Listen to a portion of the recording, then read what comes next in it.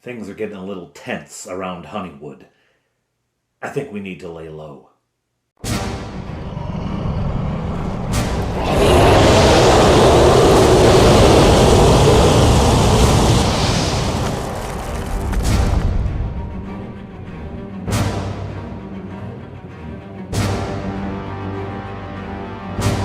Hello everyone, I'm Father Aaron. Welcome to the Dungeon Minister!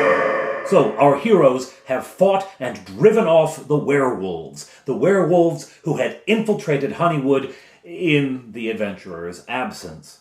In the wake of the battle, the village has come to an uneasy peace. Peace because the werewolves are apparently gone. Uneasy because appearances can be deceiving. Especially where werewolves are concerned. Where.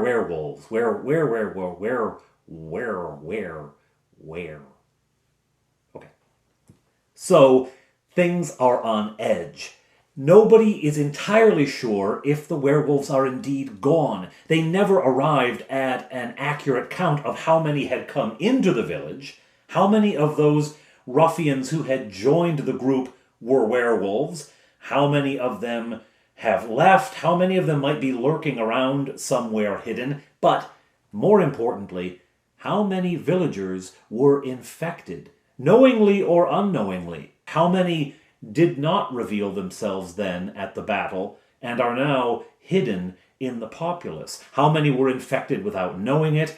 And, well, how many of the missing were actually just eaten? Ugh. So, things are tense. And into this tense situation arrives a contingent from Kilmarnock. The mayor of Honeywood has sent a request down to Kilmarnock asking that high-level clerics from Marnock's Kill, the shrine to Marnock, that clerics from that shrine be sent to Honeywood to help to essentially diagnose and cure people of lycanthropy.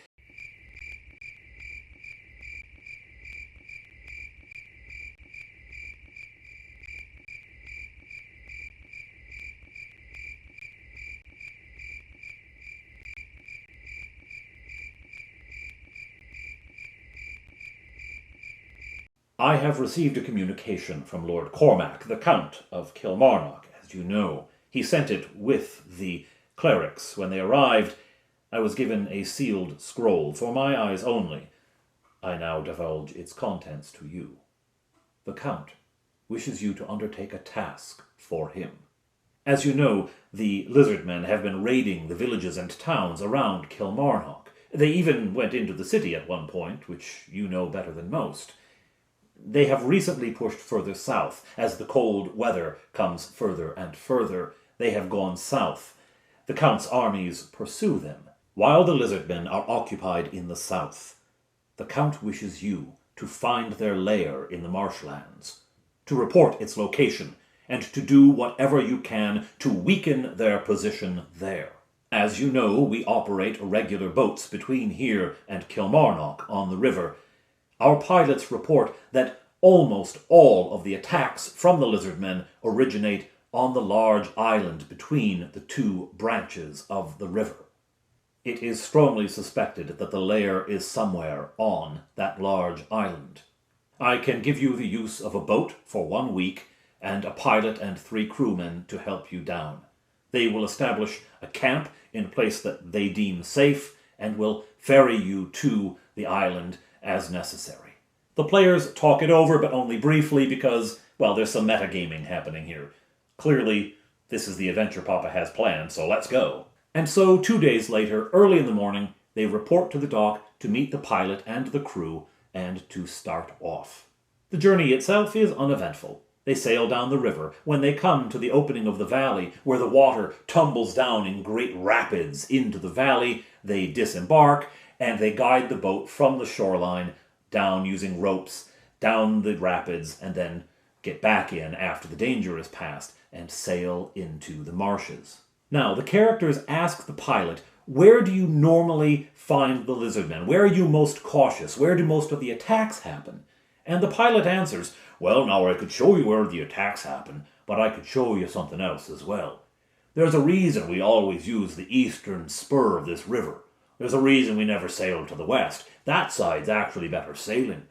The lizardmen are thick in the western side. That's where their lair is, I'll be bound. Well, okay, are you willing to sail that way? Aye, that's the mission. I'm willing to sail that way, as long as we have your protection. Well, you do have our protection, plus the crew. The crew, I forgot to mention, is composed of town guards. Ones who they know are not werewolves. So, yes, that's where they're going to go. They decide to take that western side. As they head down the river, the pilot says, "Keep your eyes peeled on the bank. You can tell where the lizardmen come in and out of the river, for they wear the bank smooth with their passage." I don't know. He's coming up pretty piratey, isn't he? Everyone's thinking it, I'm just saying it. Arr, matey, look out for the lizardmen. Anyhow, that's what they do. They keep their eyes peeled for lizardmen and for any sign of their activity. Any of what the pilot describes as the smooth places on the banks where the lizardmen go in and out. It's late in the day when, indeed, they spy it. They spy a place on the riverbank which looks like it has been well used by hundreds, thousands even, of lizardmen coming and going and coming. A wide, flat, smooth place. That looks like it'd be it. That does. They steer the boat toward the banks, and then they leap out and pull the craft onto the shore. They secure it to a tree. This inner island is more forested than the rest of the marshlands. The rest of the marshlands are grasses and open water, mostly. But here, there's some greater growth.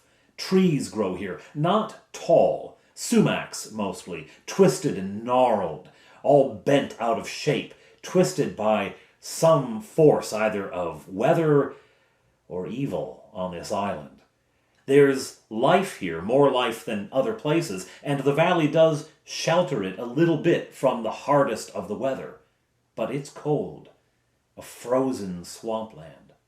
The crew unloads the gear from the boat, and the characters help, and they carry it up that smooth bank toward the thicket of the foliage. And as they approach, a trail becomes apparent, where from the width of all that area of lizardmen going in and out of the water, focuses down, and there's a trail leading in to the thick brambles and foliage.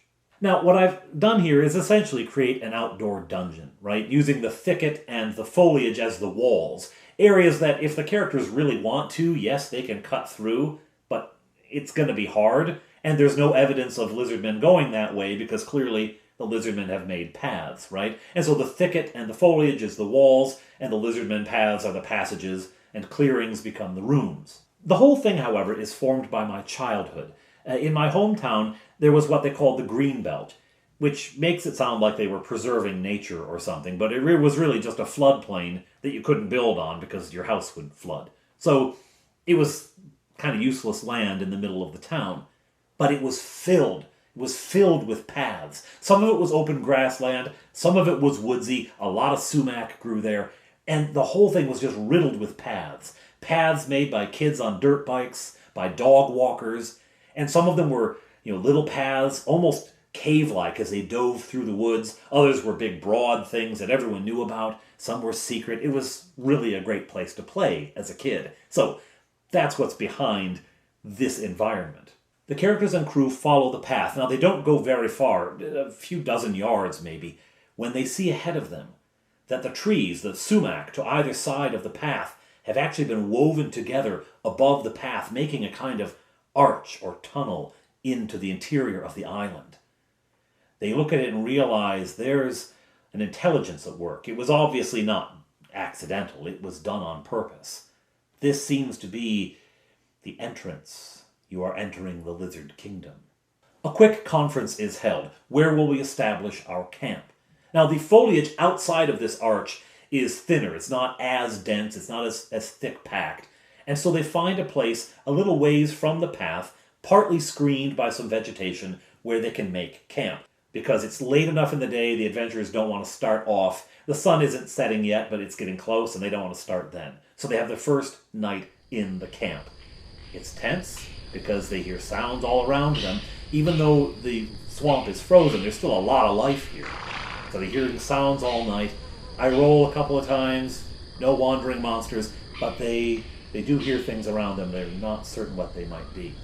Anyhow, the next morning dawns. The elves memorize their spells. It's 2 magic missiles for Bob Johnny, as per usual, as well as Webb. And for Fleetwood, it is a light, a sleep, and he takes ESP. Okay, very good. In they go. Now, the mechanic I used for this was something I got from a website.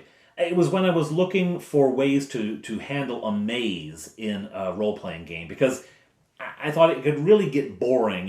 We turn left. Okay, now you go 10 feet forward. Okay, now we turn right. It could get really boring. And so I was looking for better ways to do a maze. So I found this site. This was for the Bargles Tower, right? Because it had that one floor which had that interdimensional maze in the middle of it, right? Anyhow, I didn't end up using this style of maze for that, but I remembered it, and so I decided to use it for the paths, the maze of paths for the Lizardmen. It's not huge, it's a relatively small grid, but you can add as many squares to this as you want. I kept it rather modest because I wanted the point of the adventure to be, well, the lair of the Lizardmen, not the area around it. I didn't really want to spend a lot of time faffing around in a frozen swamp. But this is where we started. And so in they go. The way this mechanic works is that the map is divided into squares. Each square has a number and a description that goes with it. Generally speaking, most squares involve a decision, a route to go one way or the other. Some of them don't, however, obviously for the design of the thing, some of them have to just be passed through. The party decides to turn at the first intersection and head south, and that passage snakes around until it comes to a Y intersection. And of course, the party is coming down one of the arms of the Y. They decide that they're going to go back out the other arm of the Y. This leads eventually to a large curve, a curve which is getting very close to the heart of the maze, which is the temple. However, as they come around the curve, they begin to hear a thick, dense, humming buzz, as if insects. Now, yes, it is cold here, so your average little garden variety mosquito, not around. None of those. But there are giant insects. Bugs that are big enough to be resistant to the cold. They've got enough bulk to them that they're not as affected by the cold weather. But have you ever gotten flies in your house in the winter? Like they've gotten into the walls somehow, and then as the heat comes on in your house and the outside gets colder, they decide they'll come in rather than going out. And when they get in, though, even though it's warm in your house, they're sort of lethargic. They're like winter flies. They're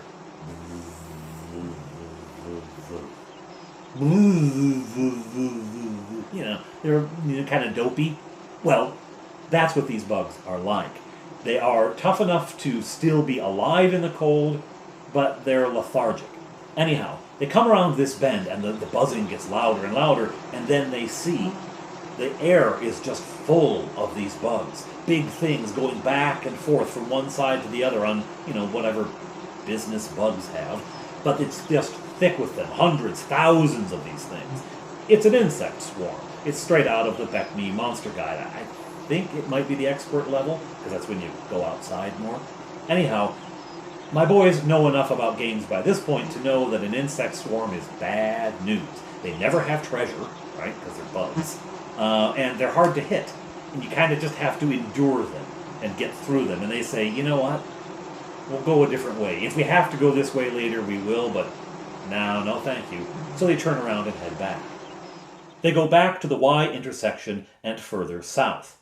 As they reach what is the southwest corner of our map, and the path turns for them to the left, they see inside that turn leading off a smaller path. Very small, almost tunnel-like through the foliage. In fact, the elves and Fofire have to duck down in order to get through it. Touchberry doesn't have to, so he actually leads the way. They want to investigate this. The path only goes for 12, 15 feet before it opens up into essentially a cave in the trees and vegetation. The space carved out in the middle of it, almost as if something is pushing all the plant life away.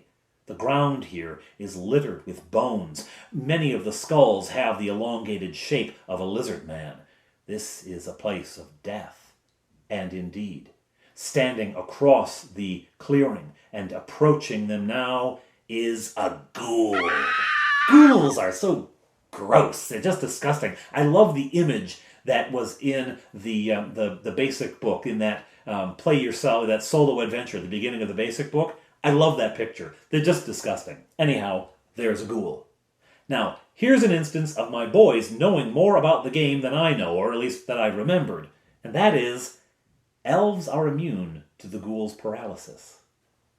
So, Touchberry and Fofire just hang back, Bob, Johnny, and Fleetwood go up and just... it's gone, right? Like, it doesn't take anything, because the ghoul is trying to paralyze them and nothing's happening. So, it's an easy fight, right? Not a big deal. This ghoul is really there to set mood, rather than to actually challenge them. It's really just there to inform them of the character of the place they're entering.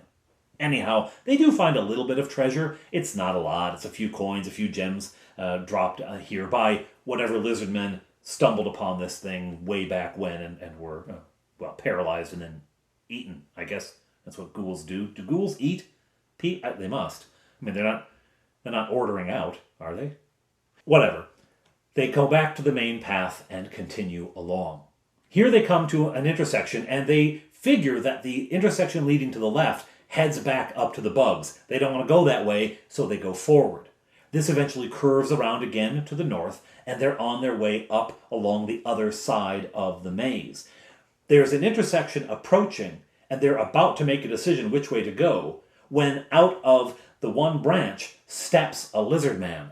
He's just walking around. He's on patrol. He's got a spear over his shoulder, whistling a cheery... I don't think they whistle. You have to have lips to whistle. Lizards don't have lips. Anyway, he's humming a cheery tune. He's just out on patrol duty.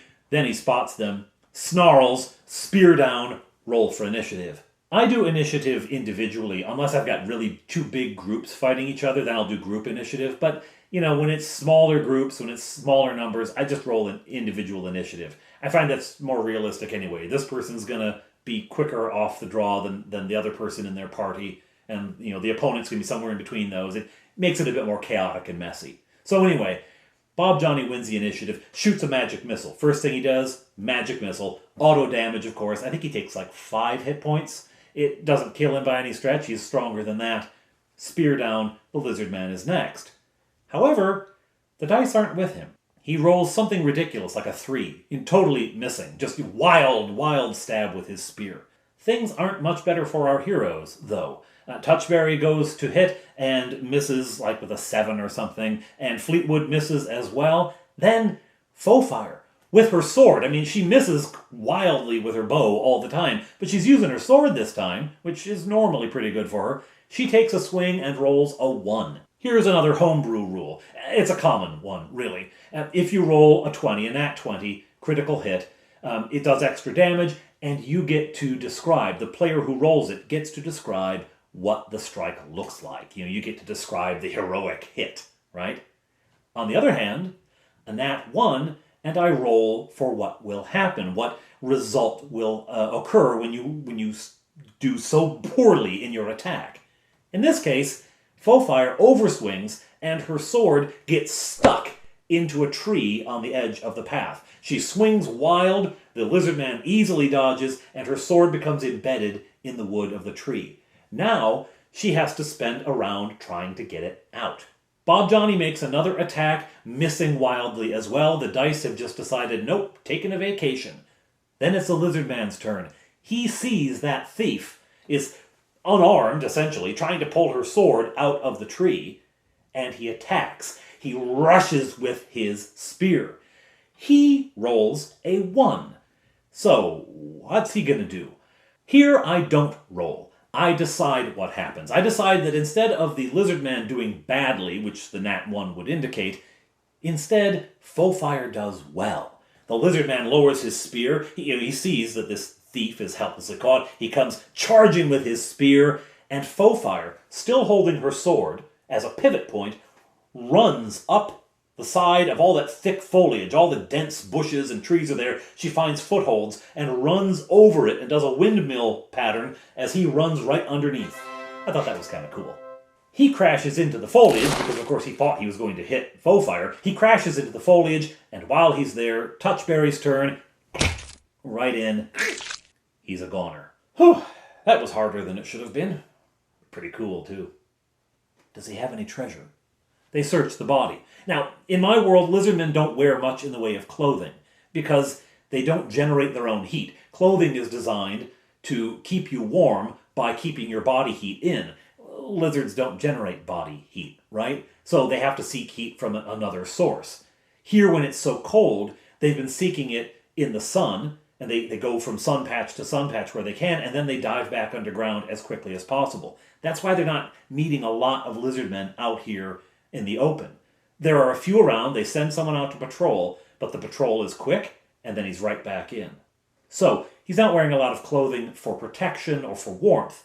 He is wearing clothing for decoration. They'll have straps around them, and also to carry swords and things like that, to strap weapons to. They'll wear that kind of thing.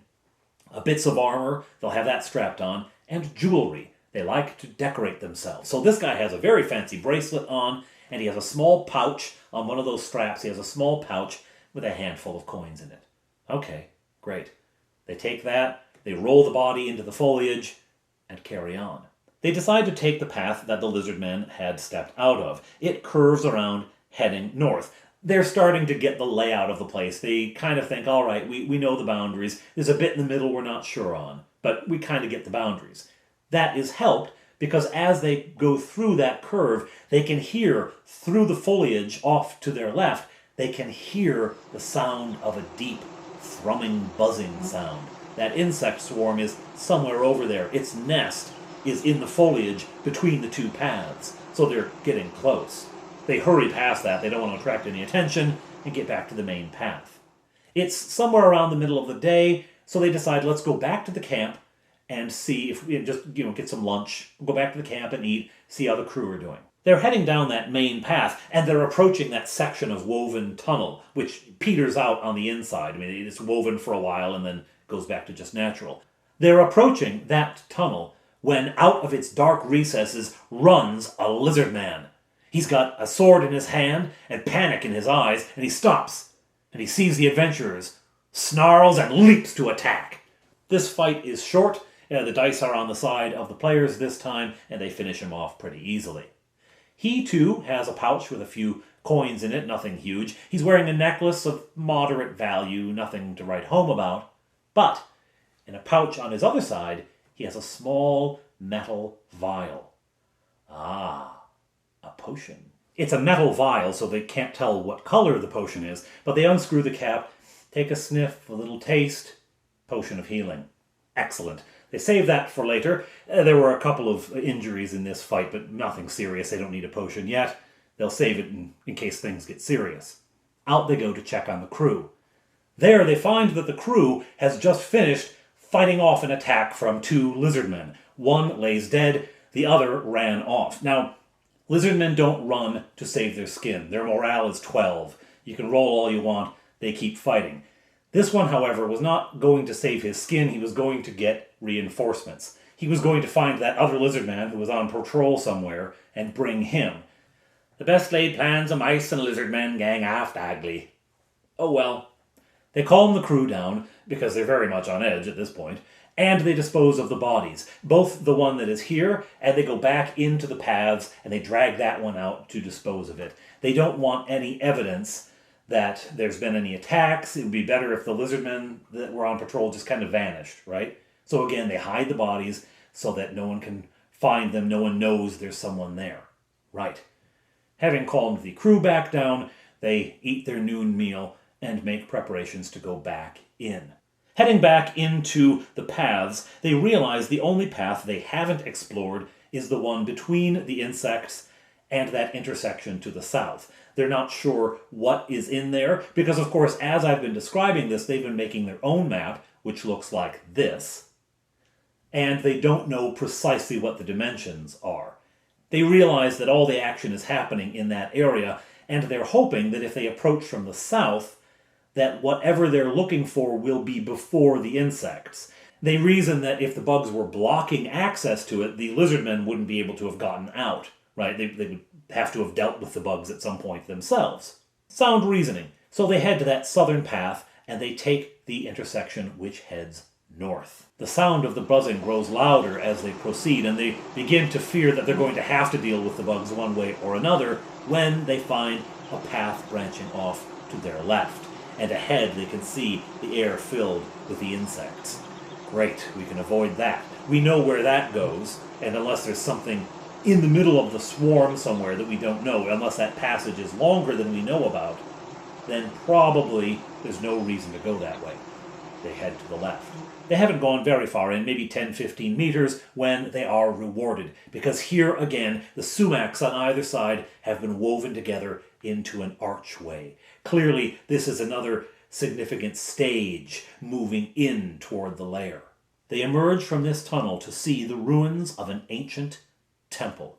A crumbling stone wall covered with vines and foliage, trees sprouting up through the middle of what used to be an open courtyard, and directly in front of them the gateway which leads into that courtyard. 2 large stone plinths topped by statues of snakes, their coils wrapped around the plinths and their bodies rearing up, facing one another, held in their mouths a large, smooth ball of marble, some dark black marble. The 2 serpents face each other. Embedded in the eyes of the serpents are gems, glistening in the light. Now, again, the boys know enough about role-playing games by this point. My eldest says, don't take the gems. Nobody take the gems. Leave the gems. It's not worth it. He's no fool. I didn't actually have anything planned. If they did take the gems, nothing would have happened to them, but you know what? That's not a bad idea. They pass beneath the towering forms of the snakes and enter the temple courtyard. In front of them is a pool that had formerly been surrounded by 4 pillars. 3 of them have fallen over, 1 entirely, 2 cracked in half. 1 remains standing. Throughout the temple complex, trees have burst through the pavement and are growing here, overhanging everything in a ceiling of green, frosted lightly in the cold. Across the pool from them, on a steep dais, stands a statue of a snake god. Now, I was born in 1972. I grew up in the late 70s and 80s, and so when I think of a statue of a snake god, I think of that. Yes, battle beasts. You remember the battle beasts? It was essentially rock, paper, scissors, but with holograms. And on their chest, they had a hologram, and you'd warm it up, and it would either show fire or wood or water. And fire burns wood, wood floats on water, water puts out fire. I'm not sure why floating on top of water is beating it, but anyway, it was rock, paper, scissors, but, you know, not free, right? It was rock, paper, scissors that someone could make money out of. Anyway, that's what I thought of, so that's what's standing there, okay? Except not neon green. I mean, it's made out of stone.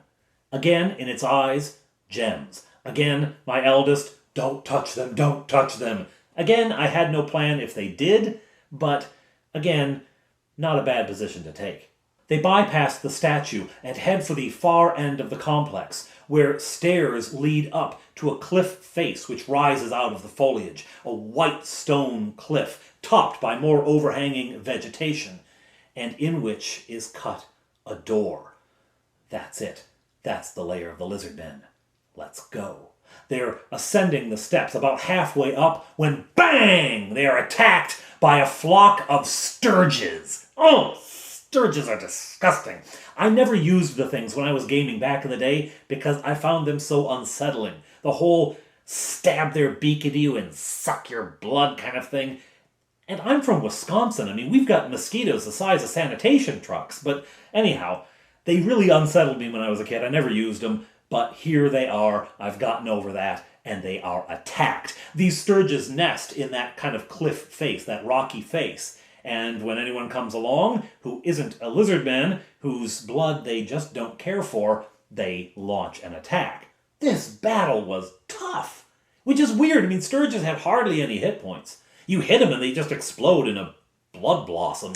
But it was really hard. I don't know if it was bad rolls or just the fact that once the Stirge attacks, unless it's on your front, you can't do anything about it. If it's on your back, someone has to help you out. And they're having their own troubles at that moment, right? It was much harder than I thought it would be. Only one of the Stirges was killed before a successful attack, as a matter of fact. There were 6 of them, and they got all over the players. Faux fire in particular. Leather armor does not help you against Stirges. Let me tell you that right now. And she had not the highest, but close to the highest hit points. And actually, because Touchberry had taken some damage in the combat with the Lizardman earlier, she had at that point the highest hit points, 32. By the end of it, she had 7. She was brought down to 7 hit points by Stirges, of all things. It was wretched. And then there's a check-in. Okay, how is everyone? How's everyone doing? Whew, not good. Not good. Faux Fire took the most damage, but she wasn't the only one. They got all of them at some point. None of them escaped unscathed. Bob Johnny burned a magic missile to kill a Stirge. He used one of his magic missiles. That's how bad it got. In fact, at the end of it, Fleetwood said, "Why didn't I just sleep them all? That would have been so easy." And everyone else said, "Yeah, why didn't you?" Because, of course, they were all waiting for some bigger bad guy, right? Stirges, oh, those are just a pest. We can take care of those, but, my heavens.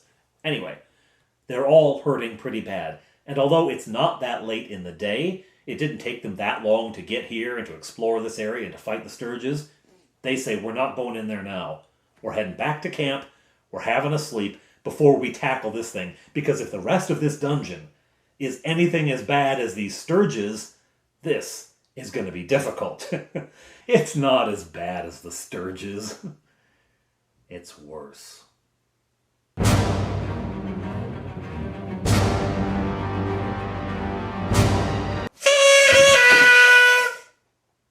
Whew.